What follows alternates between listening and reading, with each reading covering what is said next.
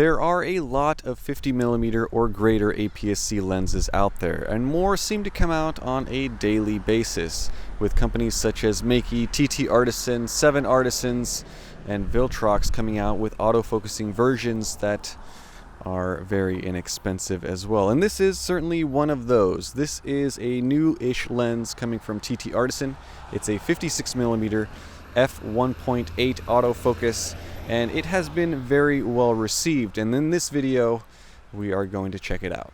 It comes in a black box. Inside there is a user manual and a warranty card, an interesting squared off metal lens hood, and the lens itself. Plastic front and rear lens caps, and that rear cap features a USB-C port for firmware updates. The lens itself is metal in build, which is somewhat rare at this price point, and being autofocus, it's fairly compact and the design is very simple. Starting at the rear, there is a metal mount with electronic connections, no weather sealing though, AF 1.856 on top, and this lens is made in China. There are no buttons or switches, no aperture rings, but there is a manual focus ring. It has adequate grip and it's quite smooth in rotation with good resistance, all electronic though. Around the front there is a modest front lens element, TT Artisan, minimum focus of 0.5 meters, a 52mm filter thread, and AF56 1.8 ED. Inside there are 10 elements in 5 groups and a 9-bladed diaphragm. Now I'm in Oregon for a couple of weeks, so I took this lens out with my A6700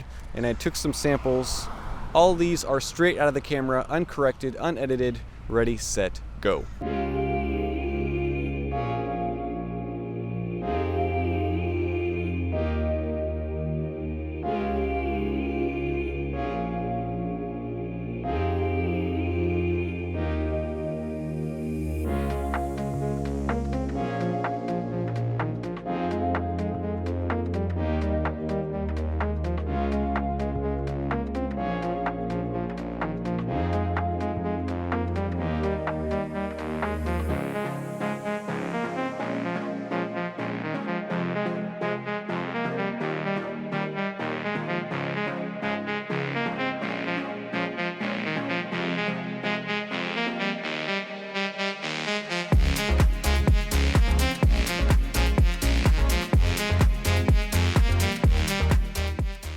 So let's talk about optics. There are a lot of good things here and there are quite a few bad things as well. Sharpness. This lens is sharp in the center of the frame. I would say center sharpness is excellent. Corner sharpness is perhaps below average. I compared it to the recent Makey 55mm f1.4 that I reviewed, and that confirms the results. The Makey lens is definitely sharper in the corners, and that is confirmed in multiple side-by-side examples, even when comparing that lens wide open at f1.4. The bokeh on this TT Artisan lens is fine. It's a little bit busy and it's not as smooth as what you get with the Makey at f1.8, but if you aren't comparing it to another lens, I doubt many would complain. There is no barrel distortion to worry about, but there is a bit of vignetting. That is if you are shooting wide open at f1.8. I've seen a few reviews talk about how there is no chromatic aberration with this lens, which simply isn't true. There is some aberration, not a huge amount of it, but even compared to that Makey, there is more. Now you might be asking yourself, why is this guy comparing this TT Artisan lens to some random Makey lens? Well, I had it with me. It's a recent release. They're both budget autofocusing lenses and they're basically the same focal length. One's f1.4, one's f1.8.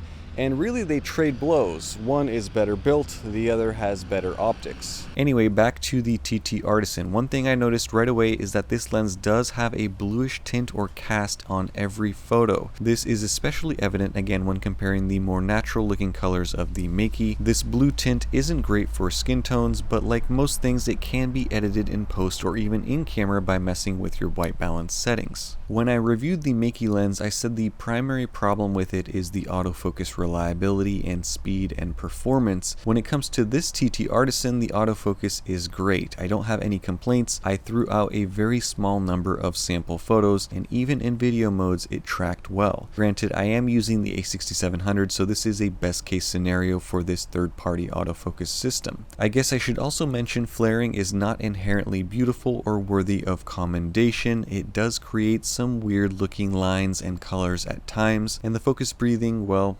Yeah, there is that. I wouldn't recommend this for shooting cinematic movies. But it all comes down to price, because for the right price, the vast majority of these shortcomings can be forgiven. And I think that's why so many people have had raving reviews about this lens, because for about $170 US, this is definitely hard to beat.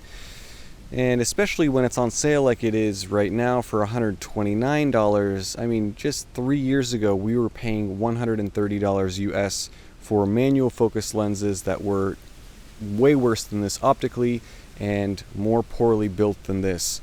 So it is definitely a value. Nowadays, we are spoiled for choice with these lenses. This TT Artisan is not perfect, but it's very good. The autofocus is great. The optics are good in the center, not so great in the corners. If you are looking for a budget portrait lens, though, this is one to consider. I will reiterate that the best lens at this focal length is still the Sigma 56mm f1.4.